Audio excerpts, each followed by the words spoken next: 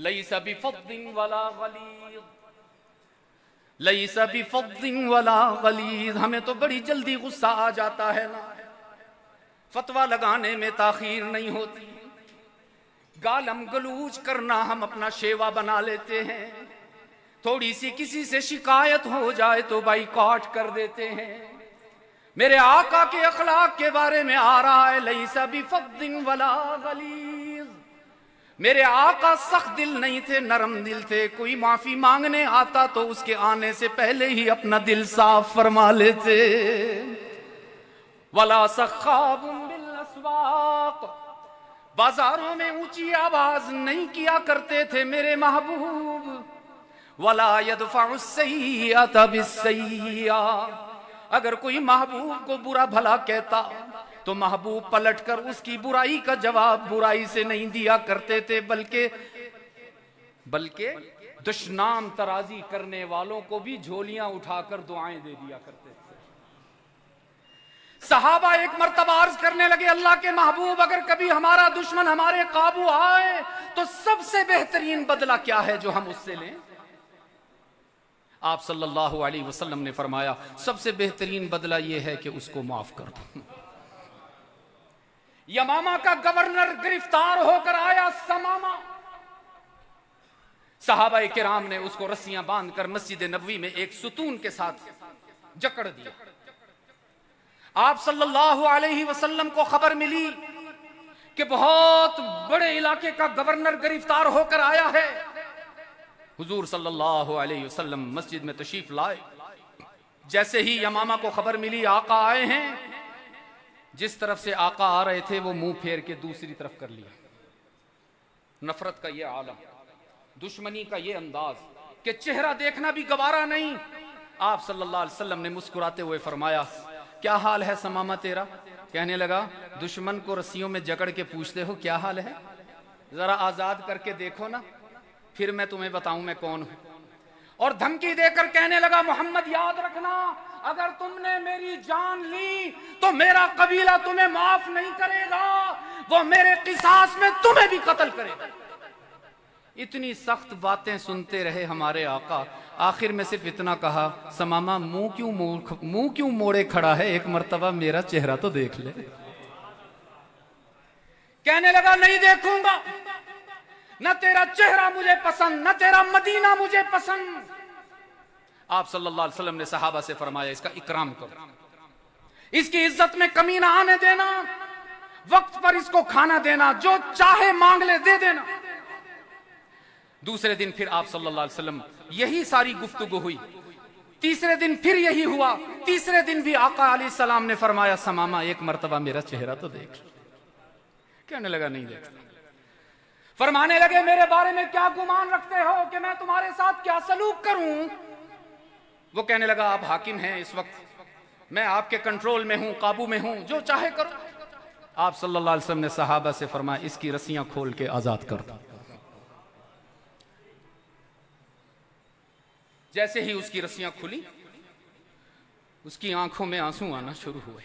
हाय हाय हाय, हिदायत का कोई लम्हा होता है ना अजीज दोस्त। हाय अबू जी फरमाते थे, जब वो लम्हा आ जाए ना, जिसकी तकदीर में हिदायत हो तो दीवार पर लिखी तहरीर भी दिल में उतर जाती, और तकदीर में हिदायत ना हो तो अबू लहब जैसा चचा भी महरूम होकर जहन्नम रसीद हो जाता। जैसे ही रस्सियां खुली, उसने अपना रुख मस्जिद नबवी के दरवाजे की तरफ गया। फिर पता नहीं उसके दिल में क्या आया, उसने सोचा होगा, इतना बड़ा मोहसिन, इस कदर नरम दिल शख्सियत, जरा एक दफा इसका चेहरा देख तो। यूं मुड़ते मुड़ते उसने ऐसे करके जो रुखे अनवर पर निगाह डाली तो अल्लाह ने उसके दिल के कुफ्र को ईमान से तब्दील कर दिया। कहने लगा, मोहम्मद अब नहीं जाऊंगा, जब तूने दुनिया की कैद से मुझे नजात दी है तो अब हाथ जोड़ के कहता हूं, आखिरत की कैद जहन्नम से भी आजाद करवा दे। ला यदफउ सय्यअत बिस्सय्यअ, मेरे आका ने कभी बुराई का जवाब बुराई से नहीं दिया। ये मेरे आका की सीरत है। लेकिन माजरत के साथ हाथ पहले जोड़े हैं मैंने, आज हमारा मिजाज कौमी सतह पर यह बन गया है कि नबी के चेहरे के तो तराने गाते चले जाओ, नाते सुनते और सुनाते चले जाओ, नारे भी खूब लगाओ, जलसों में भी शिरकत करो और जुलूस में तो बाल बच्चों समेत शिरकत करो, बिरयानी की देगे भी तकसीम करो। लेकिन जब बात आए नबी की सीरत को अपनाने की तो फिर टाई टाई फिश।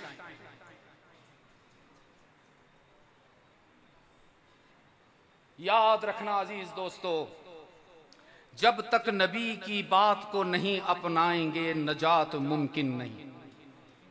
पूरी जिम्मेदारी से कह रहा हूं, पूरी जिम्मेदारी से कह रहा हूं, अकाबिर उलमा की गुलिस्तान में अंजुमन में खड़े होकर कह रहा हूं, कुफ्फार और मुशरिकीन को मेरे नबी के चेहरे से बड़ी मोहब्बत है, मेरे आका के चेहरे से उनको बड़ा प्यार था। यही वजह है कि आका की विलादत व सआदत पर सबसे पहले लौंडी आजाद करने वाला अबू लहब। लेकिन बात वहां बिगड़ी जब मेरे आका ने उसकी बात की। फरमाया व इदा ज़करत रब्बक फिल कुरआनी वहदा वल्लौ अला अदबारिहिम नुफूरा। मेरे महबूब, हम तुझे ये हकीकत बता देना चाहते हैं कि इन कम वक्तों को तेरी जात से कोई अदावत नहीं, इनको तेरी बात हजम नहीं होती। जब तू कुरान के दो टोक लहजे में अल्लाह की तौहीद बयान करता है तो इनका मैदा खराब हो जाता है। व इदा ज़करत रब्बक फिल कुरआनी वहदा, ये तेरे नारे तो लगाएंगे, तुझे सादिक भी मानेंगे, तुझे अमीन भी कहेंगे, तेरे जूते सीधे करने को सादत मानेंगे। लेकिन जब तू इनसे कहलवाएगा कि हम सबका माबूद कौन है, कौन है, हम सबका मस्जूद कौन है, तो अल्लाह ने फरमाया मेरे महबूब, जो तेरे गुलाम होंगे, जो तेरे मुक्तदी होंगे, जो तेरे सच्चे उशाक होंगे, वो अलल ऐलान कहेंगे माबूद कौन है। और जो तेरे दुश्मन होंगे, जो तुझे दिल से तस्लीम नहीं करेंगे, वो अल्लाह ही नहीं कहेंगे, अल्लाह भी कहेंगे। वो कहेंगे हमारे बुत भी तो करते हैं ना जी, वो कहेंगे माल से भी तो बहुत कुछ होता है, वो कहेंगे शख्सियात से भी होता है। मेरे महबूब, ये तेरी दुश्मनी पर उतर आए तो उतरने देना, लेकिन मेरे पैगाम में कभी कमी ना आने देना। कहते रहना, कहलवाते रहना कि हमारा माबूद कौन है। बेकरार होकर मानसेरा वालों, बेकरार होकर जवाब दीजिए ताकि आलम अरवाह में अब्दुल मजीद नदीम की रूह भी खुश हो जाए। हम सबका मस्जूद कौन है, अल्लामुल गुयूब कौन है, कारसाज़ो दस्तगीर कौन है, हाजत रवा और मुश्किल कुशा कौन है।